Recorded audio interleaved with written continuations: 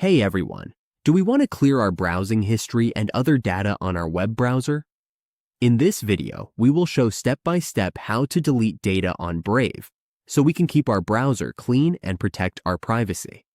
Data in a web browser mainly means local user-specific information like browsing history, bookmarks, passwords, and cache. This data is stored safely on our device, not on web servers or Brave servers.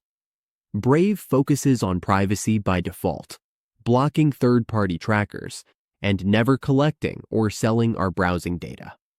Deleting our data on Brave helps us remove browsing history, cookies, cache, and other stored information. This protects our privacy, frees up storage, makes the browser run better, and stops websites from tracking us. Let's go through the steps together to delete our browsing data on Brave. First, we open our Brave browser. We do this by going to the Options menu, which looks like 3 lines. To customize and control Brave, we click on this icon in the upper right corner of the browser. Click, and then we click until we find the option to delete browsing data. Or we can press Ctrl plus Shift plus Delete at the same time. Now we click on Delete Browsing Data, and we will see the browsing data options. Here, we can delete all our settings by clicking on Delete Browsing Data. Click here.